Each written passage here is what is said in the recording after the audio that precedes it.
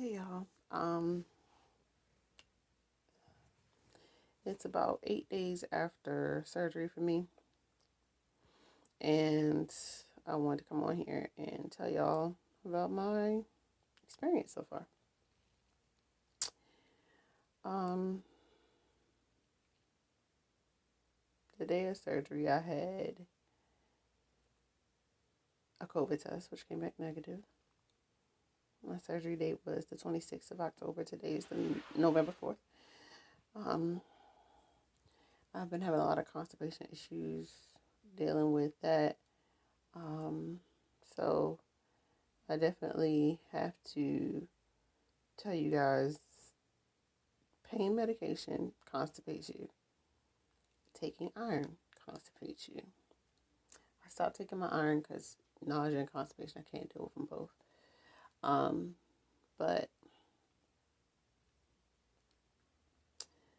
I have to stop saying But yeah, they both constipated me. So once I got that under control, at least I think I have it under control. I'm not sure yet. I'm still trying to get it under control.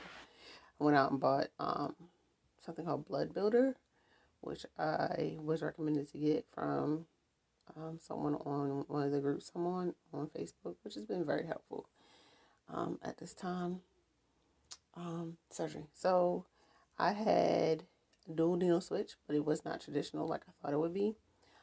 My surgeon, Dr. Bavard, Wake Med Carey, Wake Med Bariatric Specialist, should I say, in Carey.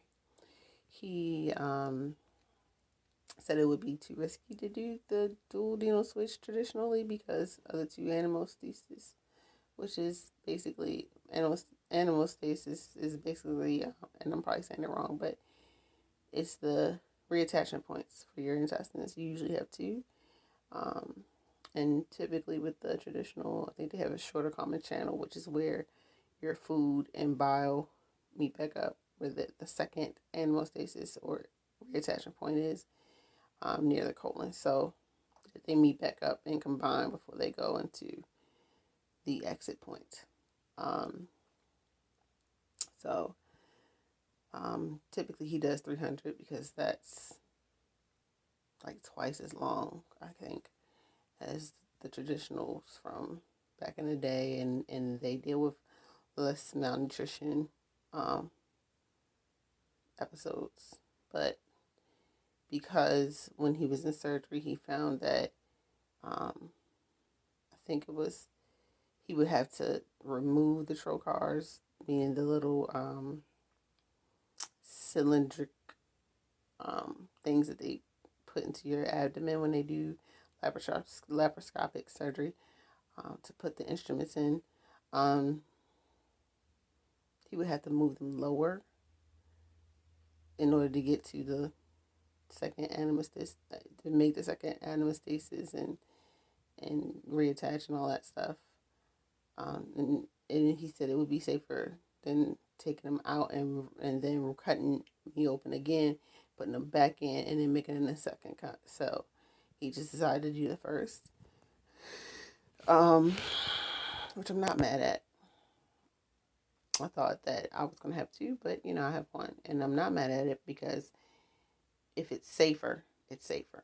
I'm not gonna sit up here and be like, "Oh, I'm supposed to have a traditional," and be all upset. No, I have what I'm supposed to have, whatever the good Lord deemed it to be.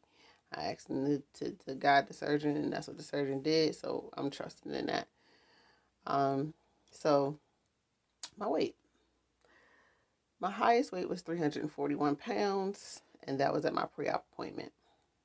My pre-op appointment was, so I had to do a week of 2 shakes a day, 2 snacks a day, and a lean and green. I didn't do well on that, I'm tell y'all. I didn't even show y'all that because I was walling out on my lean and green. It wasn't even lean or green.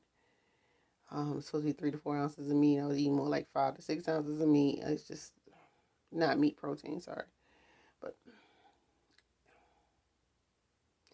this thing that we all deal with weight is a monster, and we need to deal with that mentally before we even get surgery. So And I know that. So, but I was 341 pounds after that week.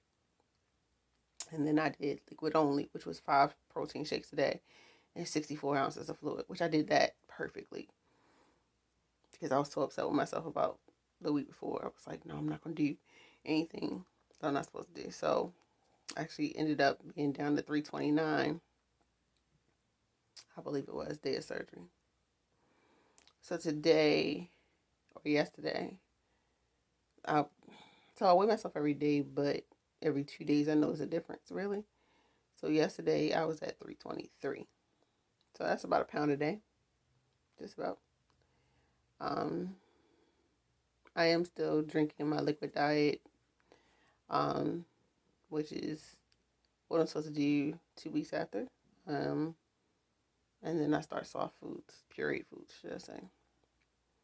And after that, it will be more soft foods. So, um, until week 8, and then that's where I'm like regular foods. So, yeah. My only problem I would have to say is been the constipation. Um, and I got the blood builder, iron. Hopefully that'll help with the iron, but I haven't taken it yet just because I want to make sure that even with taking 30 grams of protein a day, though I could probably do more, I don't want to be constipated again. That's just, man, let me tell y'all.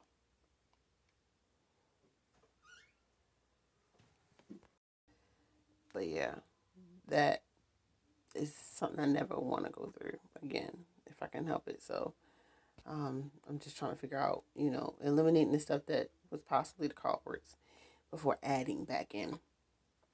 I don't want to add more protein if the surgeon's like, oh yeah, I told him about it. I was constipated even before I even started the all liquid diet before the week before surgery. And then when I saw him the day of surgery, he said, well, that's because you were on just the protein and da da da. And I'm like, okay. So now I'm basically doing protein in full liquids. And so, um, you know, I just want to make sure before adding in more protein, along with iron and the stuff back in, that I'm just, I know what it is.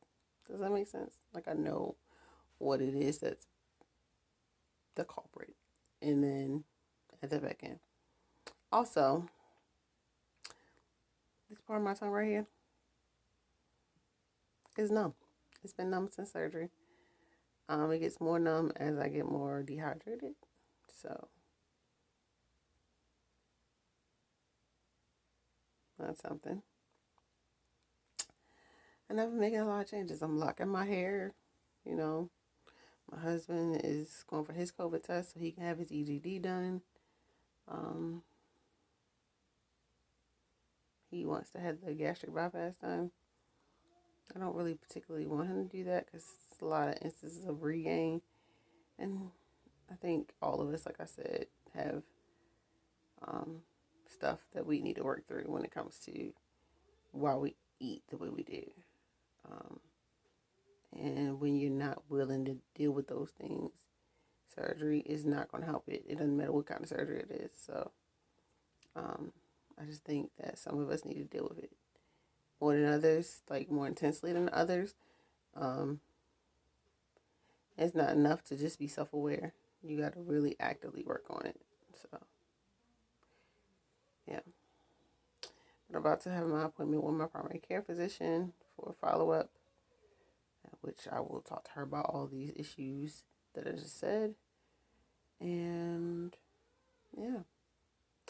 So hopefully I will see you guys again soon. Sorry it's been so long, but I just wanted to kind of keep you guys updated. I have been keeping my Instagram updated, which if you don't know what it is Cell switched to Bell. That's CELLE switched to BELLE. Um, all one word, no underscore or anything. And so if you don't see an update here, you can check there.